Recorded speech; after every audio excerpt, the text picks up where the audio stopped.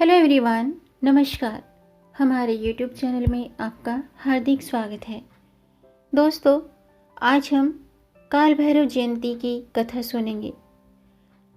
7 दिसंबर सोमवार को काल भैरव अष्टमी मनाई जाएगी। हर साल मार्गशीर्ष माह में कृष्ण पक्ष की अष्टमी तिथि के दिन काल भैरव जयंती मनाई जाती है। इसे कालाष्टमी के नाम से भी जानते हैं, बटुक भैरव की पूजा के नाम से भी जानते हैं। पौराणिक कथाओं के अनुसार ऐसा माना जाता है कि कृष्ण अष्टमी के दिन भगवान शिव अपने भैरव स्वरूप में प्रकट हुए थे। इसलिए इस दिन भगवान शिव के काल भैरव स्वरूप की पूजा करने की परंपरा है।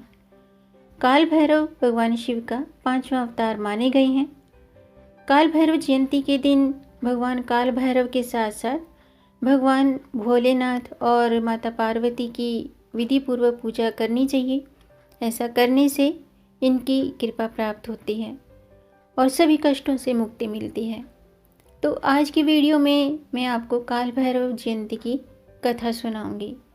तो वीडियो शुरू करने से पहले आपसे अनुरोध है, अगर आप इस चैनल पर नए आए हैं और पहली बार आए हैं तो इस चैनल को सब्सक्राइब कर दीजिए और बेल आइकन बटन प्रेस कर दीजिए ताकि आने वाली वीडियो देख सकेंगे आप सबसे पहले।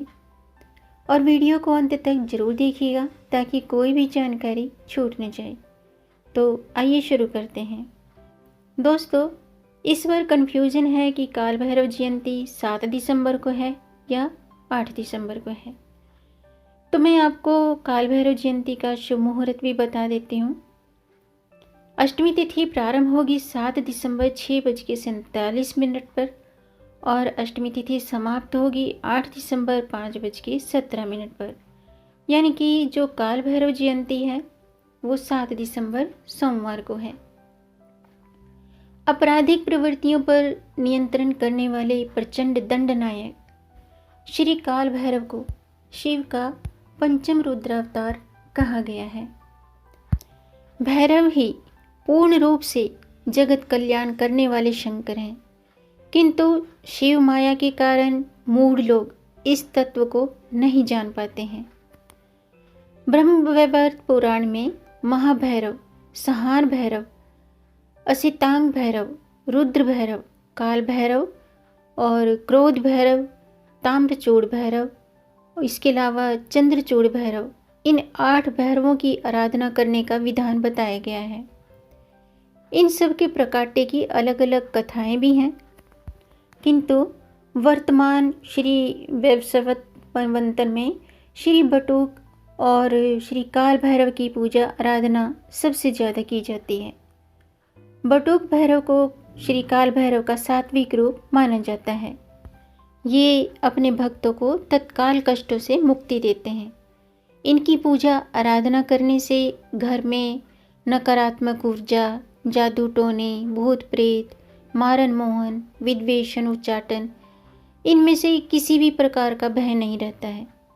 ऋषियों ने भी अंधकार रूपी अज्ञान के भय रूपी अज्ञान के भय से मुक्त करके ज्ञान रूपी प्रकाश का मार्ग दिखाने वाले शिव को ही काल भैरव कहा गया है, जो स्वयं शिव के क्रोध से ही प्रकट हुए हैं। तभी इनका स्वभाव क्रोधपूर्ण और तामसपूर्ण भी माना गया है। काल भैरव के प्रकट होने की कई कथाएं हैं, किंतु वर्तमान प्रचलित कथाओं में ब्रह्मा जी के मान मर्दन की कथा सर्वाधिक लोकप्रिय है, जो इस प्रकार है कि एक बार देवताओं ने ब्रह्मा जी से प्रश्न किया कि हे परमपिता, इस चराचर जगत में अविनाशी तत्व कौन है, जिनका आदि अंत किसी को भी पता न हो, ऐसे देव के बारे में हमें बताने की कृपा करें। ब्रह्मा जी ने कहा कि चराचर जगत में अविनाशी तत्व तो केवल मैं ही हूँ, क्योंकि ये सृष्टि मेरे द्वारा ही सृजित हुई है। मेरे बगैर सृष्टि की कल्पना भी नहीं की जा सकती है। देवताओं ने यही प्रश्न श्री विष्णु जी से किया, तो उन्होंने कहा कि मैं इस चराचर जगत का भरण पोषण करता हूँ, इसलिए अविनाशी तत्व तो मैं ही हूँ। इस सत्य की तह तक पहुंचने के लिए चारों वेदों को बुलाया गया। वेदों ने एक ही स्वर में कहा कि जिनके भीतर चराचर जगत, भूत, भविष्य और वर्तमान समाया हुआ है, जिनका कोई आदि अंत नहीं है, जो अजन्मा है, जो जीवन मरण सुख दुख से परे है, देवता दानव जिनका समान रूप से पूजन करते हैं, वे अविनाशी कोई और नहीं, भगवान शिव ही हैं।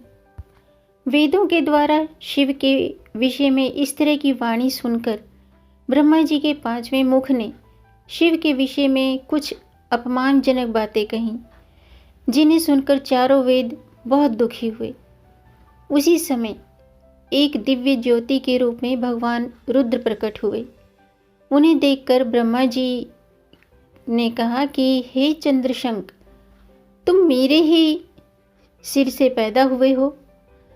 अधिक रुदन करने के कारण मैंने ही तुम्हारा नाम रुद्र रखा है, इसलिए तुम मेरी सेवा में आ जाओ। तभी शिव को भयानक क्रोध आया, बहुत गुस्सा आया और उन्होंने भैरव नामक दिव्य पुरुष को उत्पन्न किया और कहा कि तुम ब्रह्मा पर शासन करो। उन दिव्य शक्ति संपन्न भैरव ने अपने बाएं हाथ की सबसे छोटी उंगली के नाखून से ब्रह्मा के उस पांचवें मुख को ही काट दिया, जिसने शिव के विषय में अपमानजनक बातें कही थी। ब्रह्मा का सिर काटने के कारण इन्हें ब्रह्म हत्या जैसा पाप भी लगा। शिव के कहने पर ये काशी प्रस्थान किए और ब्रह्म हत्या से मुक्त हुए। शिव ने उसी समय महाप्रलय में भी नष्ट न होने वाली यानी कि शिव ने उसी समय महाप्रलय में भी नष्ट न होने वाली अविमुक्त क्षेत्र काशी का कोतवाल नियुक्त किया। इनका दर्शन किए बगैर श्री विश्वनाथ जी का दर्शन अधूरा रहता है। इनका दिव्य मंत्र ओम नमो भगवते काल भैरवाय, यह मंत्र बहुत ही पावरफुल है। इस मंत्र का 108 बार प्रतिदिन जाप करने से प्राणी कष्ट से मुक्त रहता है।